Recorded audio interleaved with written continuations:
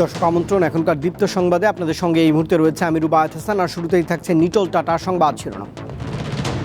সারা দেশে শান্তি প্রতিষ্ঠায় দেশবাসীর সহায়তা চাইলেন ডক্টর ইউনূস। বঙ্গভবনে রাত ৮টায় শপথ। গাজীপুর কারাগারে বিদ্রোহ, গোলাগুলিতে ১৬ জন আহত। জামালপুর কারাগারেও গুলি।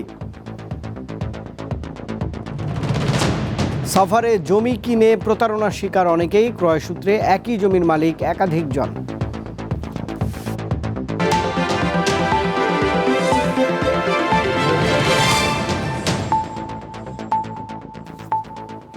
দর্শক এবারে পুরো আয়োজনে যাচ্ছে।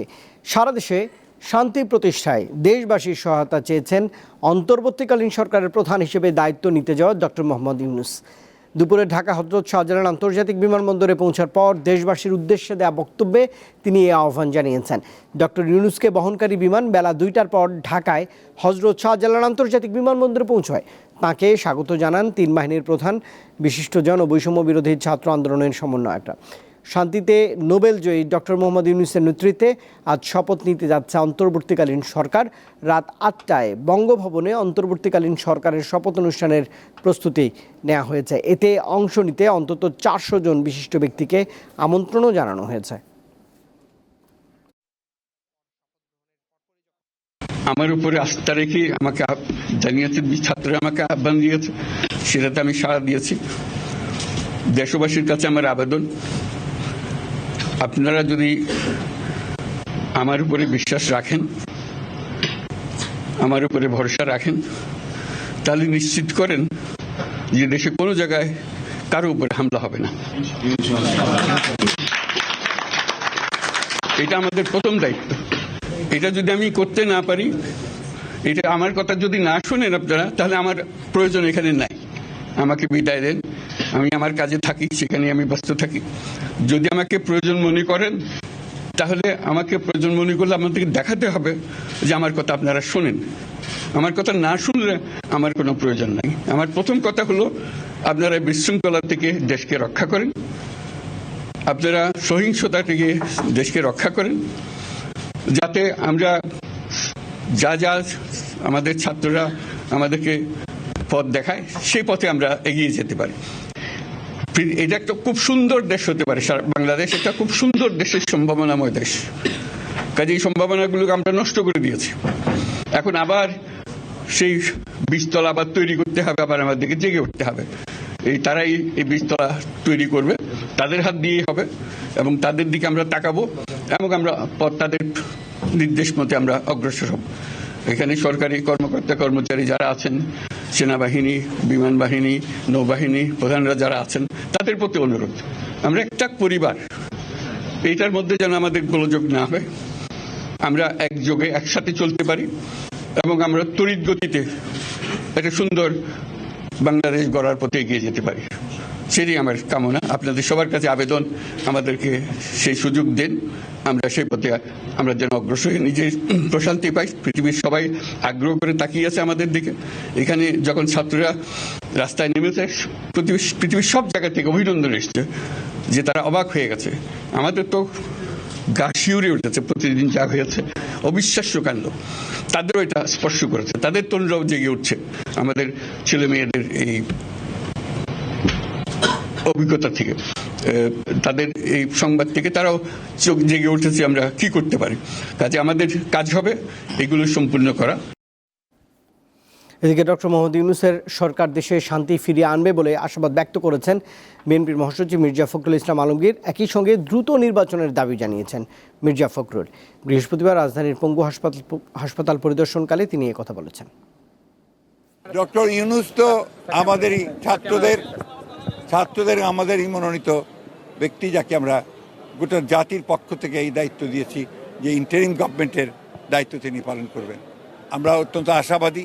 এই গোটা প্রবলেমটার একটাই মূল, সেটা হচ্ছে গণতন্ত্রের অভাব। সেই গণতন্ত্রকে ফিরিয়ে আনাটা হচ্ছে তার অন্যতম প্রধান কাজ, এবং তিনি ওটা যত দ্রুত গণতন্ত্রে ফিরিয়ে আনতে পারবেন, ততই তিনি সাফল্য অর্জন করবেন। অতি দ্রুত নির্বাচনের মধ্য দিয়ে আপনার গণতান্ত্রিক যে সরকার, সেখানে প্রত্যাবর্তন করতে হবে। আর তৃতীয় হচ্ছে অর্থনীতিকে সফল রাখার জন্য সব রকম ব্যবস্থা নিতে হবে। দেশের অন্তর্বর্তী সরকারের প্রধান হিসেবে মনোনীত হয়েছেন শান্তিতে নোবেলজয়ী ডক্টর মোহাম্মদ ইউনূস। শিক্ষকতা পেশা দিয়ে কর্মজীবন শুরুর পর এখন তিনি বিশ্বের আইকন। ক্ষুদ্র ঋণ কার্যক্রম তাকে এনে দিয়েছে এই সম্মান। ছিলেন শিক্ষকতা পেশায়, সেখান থেকে গ্রামীণ ব্যাংক প্রতিষ্ঠা ও ক্ষুদ্র ঋণ কার্যক্রম। এর ফলে 2006 সালে শান্তিতে নোবেল পুরস্কার অর্জন করেন অধ্যাপক ডক্টর মোহাম্মদ ইউনূস। সেই থেকে বিশ্বজুড়ে তার সুনাম। 1940 সালে 28 জুন চট্টগ্রামের হাটহাজারীতে জন্ম ইউনূসের। চট্টগ্রাম কলেজিয়েট স্কুল থেকে ম্যাট্রিক পরীক্ষায় 16তম স্থান অধিকার করেন তিনি। 1957 সালে ঢাকা বিশ্ববিদ্যালয়ে অর্থনীতি বিভাগে ভর্তি হন। 1960 সালে স্নাতক ও 1961 সালে স্নাতকোত্তর সম্পন্ন করেন। 1962 সালে চট্টগ্রাম কলেজে প্রভাষক পদে যোগ দেন ডক্টর ইউনূস। 1965 সালে ফুল ব্রাইট স্কলারশিপ নিয়ে যুক্তরাষ্ট্রে যান এবং ভ্যান্ডারবিল্ট ইউনিভার্সিটি থেকে অর্থনীতিতে পিএইচডি করেন। 1969 থেকে 1972 সাল পর্যন্ত সেখানে শিক্ষকতা করেন তিনি। 1971 সালে বাংলাদেশের স্বাধীনতা যুদ্ধের সময় ডক্টর ইউনূস বিদেশে জনমত গড়ে তোলেন। 1972 সালে দেশে ফিরে তিনি চট্টগ্রাম বিশ্ববিদ্যালয়ের অর্থনীতি বিভাগে শিক্ষকতা শুরু করেন। 1975 সালে তিনি অধ্যাপক পদে উন্নীত হন এবং 1989 সাল পর্যন্ত এই পদে কর্মরত ছিলেন। দারিদ্র্য দূরীকরণের লক্ষ্যে 1976 সালে প্রতিষ্ঠা করেন গ্রামীণ ব্যাংক। চালু করেন ক্ষুদ্র ঋণ কার্যক্রম। জামানতবিহীন ও যৌথ দায়িত্ব ভিত্তিক ক্ষুদ্র ঋণের সাফল্য 2006 সালে তাকে এবং তার গ্রামীণ ব্যাংকে এনে দেয় শান্তিতে নোবেল পুরস্কার। এই পর্যন্ত 42টি দেশে 132টি প্রতিষ্ঠান অনুসরণ করেছে গ্রামীণ ব্যাংকের ক্ষুদ্র ঋণ মডেল। কিন্তু গত 1.5 দশক তিনি দেশে কোণঠাসা ছিলেন। কর্তৃত্ব হারিয়েছিলেন নিজের প্রতিষ্ঠিত গ্রামীণ ব্যাংকের। জড়ানো হয়েছিল মামলা মোকদ্দমায়। ছাত্র জনতার অভ্যুত্থানে সরকার গঠনে 5 মাসের মাথায় 5 আগস্ট পদত্যাগ করে দেশ ছেড়ে যান শেখ হাসিনা। এর মধ্যেই জাতীয় সংসদ ভেঙে দিয়েছেন রাষ্ট্রপতি মোহাম্মদ শাহাবুদ্দিন। 8 আগস্ট বৃহস্পতিবার ডক্টর ইউনূসের নেতৃত্বে গঠন হচ্ছে অন্তর্বর্তীকালীন সরকার। মোহাম্মদ হাসিব, দীপ্ত সংবাদ, ঢাকা। জামালপুর ও গাজীপুর জেলা কারাগারে বিদ্রোহ হয়েছে। গাজীপুরে 3 কারারক্ষী সহ আহত হয়েছে 16 জন। গাজীপুরের জেলা কারাগারের বন্দীরা আজ হঠাৎ করেই বিদ্রোহ শুরু করে। এ সময় কারারক্ষীদের সাথে বন্দীদের সংঘর্ষের ঘটনাও ঘটে। এতে 3 জন কারারক্ষী ও অন্তত 13 জন কারাবন্দী আহত হয়। তবে কোনো বন্দী পালাতে পারেনি। খবর পেয়ে সেনাবাহিনীর একটি দল গাজীপুর জেলা কারাগারে গিয়ে পরিস্থিতি নিয়ন্ত্রণে আনে। এদিকে দুপুরে হঠাৎই জামালপুর জেলা কারাগারের ভেতরে গোলাগুলির শব্দ পাওয়া যায়। খবর পেয়ে সেনাবাহিনীর সদস্যরা পুরো কারাগার ঘিরে রাখে। কাউকে ভেতরে প্রবেশ করতে দেওয়া হয়নি। এতে শহর জুড়ে আতঙ্ক দেখা দিয়েছে। জামালপুরের পরিস্থিতি জানাতে সরাসরি যোগ দিচ্ছেন সহকর্মী তানভীর আহমেদ। তানভীর, কারাগারের ভেতরের অবস্থা এখন কি দেখছেন? কোনো সংঘর্ষ হয়েছে কিনা? সার্বিক অবস্থা কেমন? হ্যাঁ রুবায়েত, কিছুক্ষণ আগে যে খবরটি আপনি পরিবেশন করলেন ঠিক এর চেয়ে আসলে ভয়াবহ বাস্তবতা যাচ্ছে। আসলে ঠিক দুপুরের পর থেকেই হঠাৎ করে মুহুর্মুহুর কারা ভিতর থেকে গুলি বর্ষণ হচ্ছিল। ঠিক সেই তার কিছু প্রায় 200 ফিটের মতো দূরেই অস্থায়ী সেনা ক্যাম্প রয়েছিল।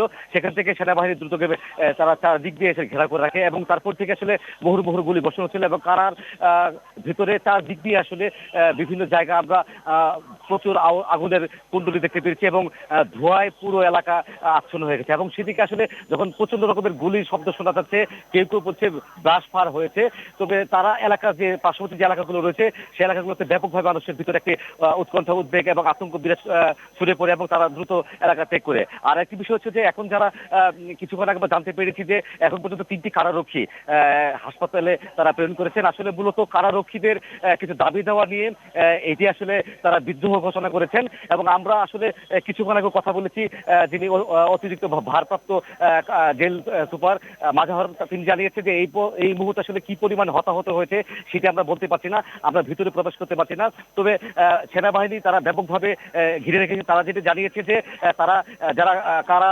কর্তৃপক্ষ রয়েছেন বা কারা রক্ষী রয়েছেন তাদেরকে শান্ত করার জন্য, মানসিক প্রশান্তি বৃদ্ধি করার জন্য তারা ব্যাপকভাবে কথা বলার চেষ্টা করছেন এবং তারা একটি অংশ আমরা যত যেতে পেরেছি সেনার তরফ থেকে, তার একটি অংশ তারা যদিও তাদের কথা বা তাদের দাবি দেওয়া সেনা কর্তৃপক্ষের কিছু আশ্বস্ত করার পরে তারা মানলেও অন্য কিছু একটি গ্রুপ তারা মানছে না, যার কারণে এখনো মুহুর্মুহুর গুলি হচ্ছে, কিছুক্ষণ পর পর থেমে থেমে গুলি হচ্ছে। তবে আমরা আরেকটি বিষয় আমরা দেখতে পেরেছি যে যারা কারা রয়েছে, কারাবন্দী রয়েছে, বিভিন্ন কারা কয়েদি রয়েছে, তাদের স্বজনরা ইতিমধ্যেই এই কারার খুব কাছাকাছি তারা অবস্থান করছেন। তারা বিভিন্নভাবে কান্নাকাটি করছেন, তাদের স্বজনরা আসলে কি অবস্থায় আছে তারা জানতে চাচ্ছেন। তারা বারবার ওই কারার ভিতরে প্রবেশ করার চেষ্টা করছেন। তবে সেনাবাহিনী বিষয়টিকে ব্যাপকভাবে নিরাপত্তায় কর্ডনে রেখেছেন এবং আমার ঠিক পিছনে প্রায় 4 থেকে 500 গজ দূরেই এই জেলখানা। এই জেলখানায় আসলে ব্যাপকভাবে তারা নিরাপত্তায় বেশিতে রেখেছেন, কাউকে বের হতে দিচ্ছেন না এবং ভিতরে প্রবেশ করতে দিচ্ছেন না। রুবায়ত, এই হচ্ছে জামালপুরের সার্বিক পরিস্থিতি। তানভীর আহমেদ জামালপুর থেকে আমার সঙ্গে যোগ দিয়েছিলেন। দেশের পুলিশ কোনো কর্মবিরতিতে যায়নি, কোনো বিদ্রোহও করেনি, নিজেদের নিরাপত্তা সংখ্যায় কাজে যোগ দিচ্ছে না বলে জানিয়েছেন পুলিশ ইন্সপেক্টর জাহিদুল ইসলাম। রাজধানীর বেশিরভাগ থানায় এখন নেই পুলিশের তৎপরতা। এদিকে গত 4 আগস্ট থেকে রাজারবাগে কোনো ঊর্ধ্বতন কর্মকর্তা প্রবেশ না করায় ক্ষোভ প্রকাশ করেন পুলিশের সদস্যরা।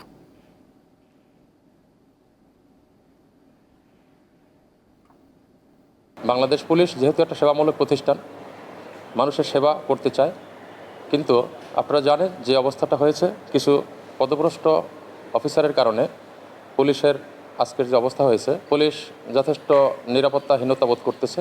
যদি মনে করে তারা কর্মে গেলে তারা আর ক্ষতিগ্রস্ত হবে না, তাহলে তারা এখন এই মুহূর্তে যেতে রাজি। বুধবার মধ্যরাতের পর থেকে রাজধানীর ঢাকা, সাভার ও নারায়ণগঞ্জের বিভিন্ন স্থানে ডাকাতের আতঙ্কে রাত জেগে পাহারা দিয়েছে নগরবাসী। গতকাল মধ্যরাতের কিছুক্ষণ পর থেকে মিরপুর, ধানমন্ডি, গুলশান সহ বেশ কিছু এলাকায় ডাকাতির ঘটনায় আতঙ্কিত হয়ে পড়ে সাধারণ মানুষ। এ সময় ধানমন্ডি 28 নম্বর এলাকার বাসিন্দারা নেমে আসেন সড়কে। মোটরসাইকেল, গাড়ি নিয়ে সারা রাত ধরে নিজেদের এলাকা পাহারা দিয়েছেন তারা। এছাড়া মিরপুরের ইসিবি চত্বরের বেশ কয়েকটি বাসায় ডাকাতির ঘটনা ও গোলাগুলির শব্দ পাওয়া গেছে।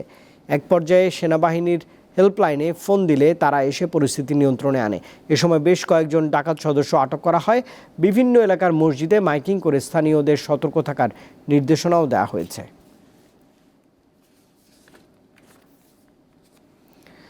প্রায় 1 মাস পর আজ খুলেছে রাজধানীর নিউ মার্কেট। সকাল 10টার দিকে সেনা সদস্যদের উপস্থিতিতে নিউ মার্কেটের তালা খুলে দেয় মার্কেট সমিতি কর্তৃপক্ষ। এরপর বিভিন্ন ব্যবসা প্রতিষ্ঠান খুলতে শুরু করেছেন ব্যবসায়ীরা। নিউ মার্কেট খোলার সময় সেনা কর্মকর্তা সার্জেন্ট সেলিম বিশ্বাস সেখানে উপস্থিত ছিলেন।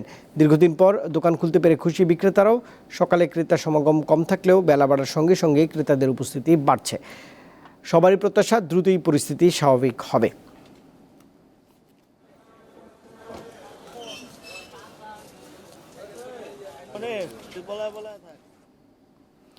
চলমান পরিস্থিতিতে দেশের বিভিন্ন জেলা শহরে শৃঙ্খলা বজায় রাখতে সড়কে কাজ করছেন শিক্ষার্থীরা। কুমিল্লা নগরীর বিভিন্ন ট্রাফিক মোড় ছাড়াও গুরুত্বপূর্ণ কিছু অংশে তারা অবস্থান নিয়ে যানবাহনগুলোকে নিয়ন্ত্রণ করছে। নগরীর কান্দিরপাড়, চকবাজার, রাজগঞ্জ, মোগলটুলি, ঈদগাহ মোড়, police line, Shasongacha, Tomsom bridge সহ বিভিন্ন পয়েন্টে জ্যাম নিয়ন্ত্রণে শিক্ষার্থীরা মাঠে রয়েছে। দিনাজপুরের বিভিন্ন সড়কে আজও নেমেছে শিক্ষার্থীরা। যানবাহন নিয়ন্ত্রণের পাশাপাশি পরিষ্কার পরিচ্ছন্নতায় অংশ নিচ্ছেন তারা। সাভারেও দেখা গেছে শিক্ষার্থীদের সড়কে নিয়ন্ত্রণের কাজ করতে।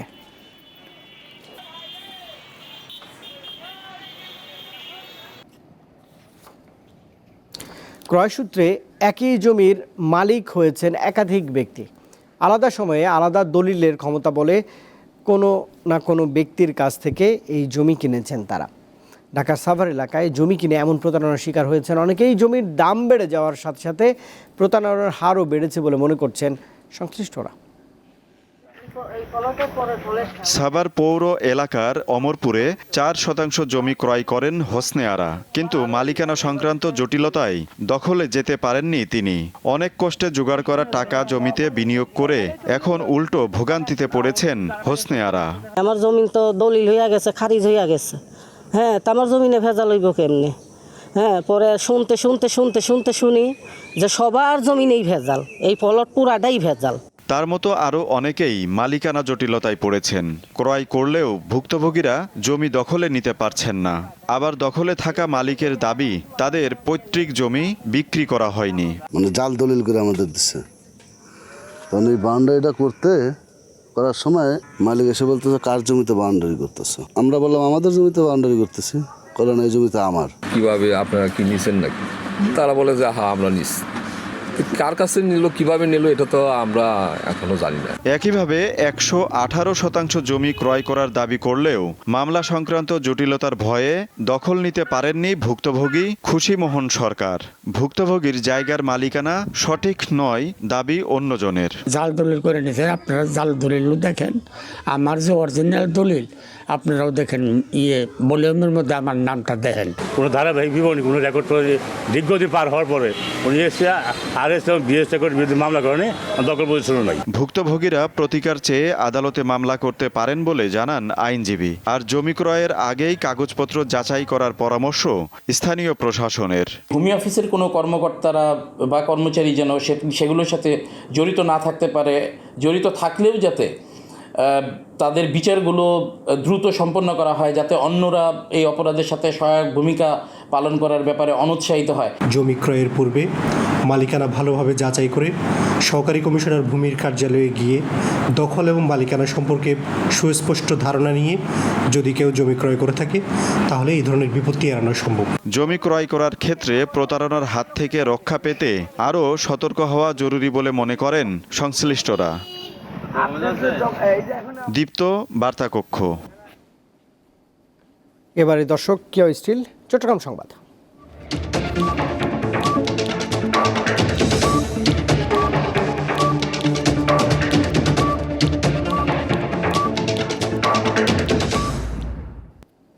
বৈষম্য বিরোধী ছাত্র আন্দোলনের ভাবমূর্তি ক্ষুণ্ণ করতেই একটি কুচক্রী মহল এখনও তৎপর রয়েছে বলে জানিয়েছেন আন্দোলনকারীরা। দুপুরে চট্টগ্রাম সার্কিট হাউসে জেলা প্রশাসক আবুল বশর মোহাম্মদ ফখরুজ্জামানের সঙ্গে সমন্বয় সভায় তারা কথা বলেছেন। সমন্বয়করা বলেছেন, সাম্প্রতিক ঘটনার সুযোগ নিয়ে তাদের নামে কেউ কেউ চাঁদাবাজি করছে, সেটা বন্ধ করতে হবে। লুট হওয়া অস্ত্র উদ্ধার, ক্যাম্পাসে দখলদারিত্ব বন্ধ করা, বাজার সিন্ডিকেট বন্ধ করা এবং থানাগুলো পাহারা দেয়া সহ নানা দাবি জানিয়েছেন তারা। জেলা প্রশাসক তাদের সহায়তার আশ্বাসও দিয়েছেন। নোয়াখালী 1 আসনের সাবেক সংসদ সদস্য HM ইব্রাহিমের গ্রামের বাড়িতে অগ্নিসংযোগ ও ভাঙচুর করেছে দুর্বৃত্তরা। বুধবার বিকেল 4:30টার দিকে চাটখিলের খিলপাড়া ইউনিয়নের দত্তেরবাগ গ্রামে এই ঘটনা ঘটে। প্রত্যক্ষদর্শীরা জানিয়েছেন, পার্শ্ববর্তী লক্ষ্মীপুর জেলা এবং উপজেলার রামনারায়ণপুর ইউনিয়ন থেকে একদল অস্ত্রধারী সন্ত্রাসী 25 থেকে 30টি মোটরসাইকেল ও 3টি মাইক্রোবাস নিয়ে MP ইব্রাহিমের বাড়িতে হামলা চালায়। এক পর্যায়ে তার বাসভবনে ভাঙচুর করে এবং আগুন ধরিয়ে দেয়। তবে এ সময় HM ইব্রাহিম বাড়িতে ছিলেন না। গঠন হতে যাওয়া অন্তর্বর্তীকালীন সরকারের প্রধান উপদেষ্টা এবং উপদেষ্টাদের জন্য বেশ কিছু গাড়ি প্রস্তুত রেখেছে মন্ত্রিপরিষদ বিভাগ। সচিবালয়ে এই মুহূর্তে রয়েছেন সহকর্মী তানভীর খন্দকার। বিস্তারিত তিনি আমার সঙ্গে যোগ দিয়ে জানাবেন। তানভীর, কয়টি গাড়ি প্রস্তুত রয়েছে, কখন গাড়িগুলো বঙ্গভবনের দিকে যাবে? আমরা তো জানি রাত 8টায় শপথ নেবার কথা রয়েছে।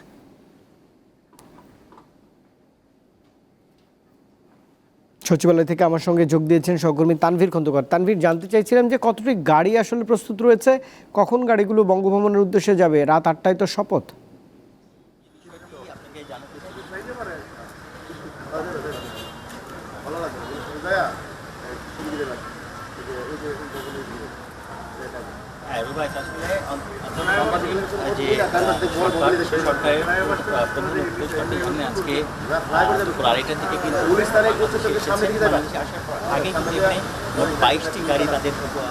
গাড়িগুলো যেমন তাদের জন্য বাড়িও প্রস্তুত করা হচ্ছে।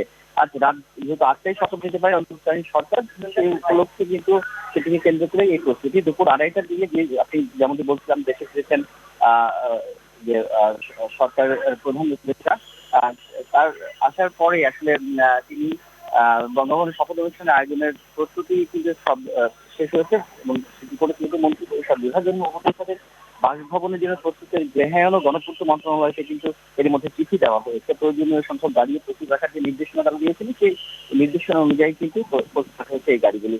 আপনাকে বলতে চাই রোবায়ত, যে অন্তর্বর্তী সরকার প্রধান উপদেষ্টা ডক্টর মোহাম্মদ ইউনূসের জন্য পাওয়া হচ্ছে BMW একটি অত্যাধুনিক সিরিজের গাড়ি। অন্য উপদেষ্টাদের জন্য দেওয়া গাড়িগুলোর মধ্যে টয়োটা ক্যামরি হাইব্রিড মডেলের গাড়ি রয়েছে। এগুলো 2500 সিসির এই গাড়ির মূল্য প্রকার করে 85 থেকে 90 লাখ টাকা পর্যন্ত। এছাড়া রয়েছে মিৎসুবিশি ল্যান্সার EX মডেলের গাড়ি, এবং 1600 সিসির এসব গাড়ির মূল্য 20 থেকে 25 লাখ টাকা।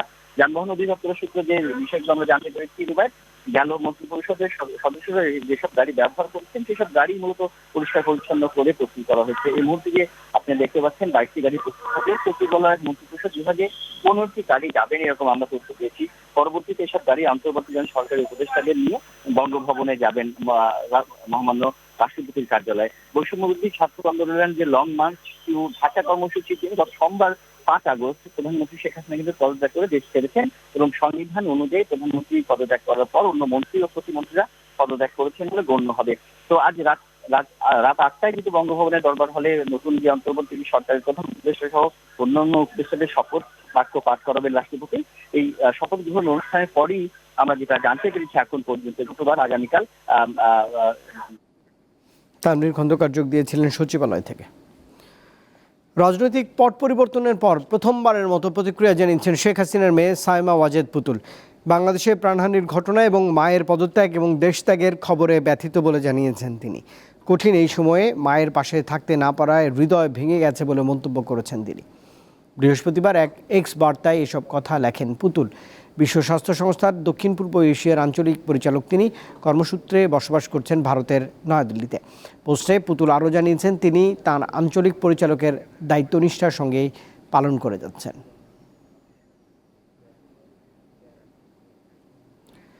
ভারতে অবস্থান করা শেখ হাসিনা সংযুক্ত আরব আমিরাত, রাজধানী দুবাই, সৌদি আরব অথবা ফিনল্যান্ডে আশ্রয় নেবার কথা ভাবছেন বলে জানিয়েছে বিভিন্ন আন্তর্জাতিক গণমাধ্যম। টাইমস অফ ইন্ডিয়া জানিয়েছে শেখ হাসিনার পরিবারের সদস্যরা যেসব দেশে থাকেন সেসব দেশে তিনি ভ্রমণ করতে পারেন। ভারতের এক কূটনৈতিক কর্মকর্তা নাম প্রকাশ না করার শর্তে বার্তা সংস্থা রয়টার্সকে জানিয়েছেন শেখ হাসিনাকে কূটনৈতিকভাবে জানানো হয়েছে ঢাকার পরবর্তী সরকারের সঙ্গে দিল্লির সম্পর্কে নেতিবাচক প্রভাব পড়তে পারে, তাই তাঁর ভারতে অবস্থান সাময়িক হতে হবে।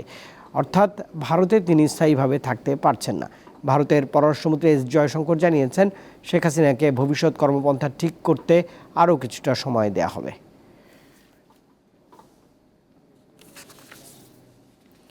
জনগণের গণতান্ত্রিক ভবিষ্যৎ নির্ধারণ করতে বাংলাদেশের অন্তর্বর্তী সরকারের সঙ্গে যুক্তরাষ্ট্র কাজ করতে প্রস্তুত রয়েছে। স্থানীয় সময় বুধবার মার্কিন সরকারের পক্ষ থেকে এমন তথ্য জানানো হয়েছে। নিয়মিত সংবাদ ব্রিফিংয়ে আমেরিকার পররাষ্ট্র মন্ত্রণালয়ের মুখপাত্র ম্যাথিউ মিলার বলেছেন বাংলাদেশের ঘটনা পর্যবেক্ষণ করছে যুক্তরাষ্ট্র।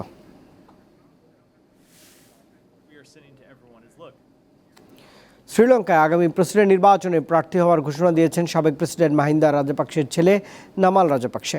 বুধবার তিনি নিজেই প্রার্থিতা ঘোষণা দেন। আগামী 21 সেপ্টেম্বর শ্রীলঙ্কার প্রেসিডেন্ট নির্বাচন অনুষ্ঠিত হবার কথা রয়েছে।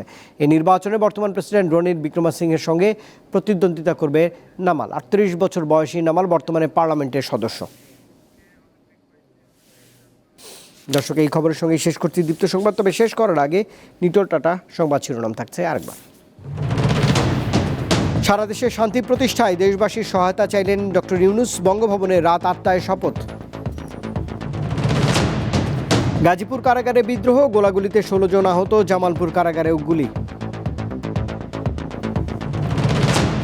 সাভারে জমি কিনে প্রতারণার শিকার অনেকেই।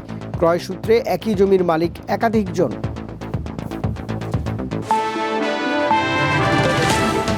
আর দর্শক, এই ছিল এখনকার মতো। এতক্ষণ সঙ্গে থাকবার জন্য ধন্যবাদ সবাইকে। আরও তথ্য বিনোদনের জন্য আপনি যুক্ত থাকতে পারেন দীপ্ত টেলিভিশনের ডিজিটাল প্ল্যাটফর্মগুলো।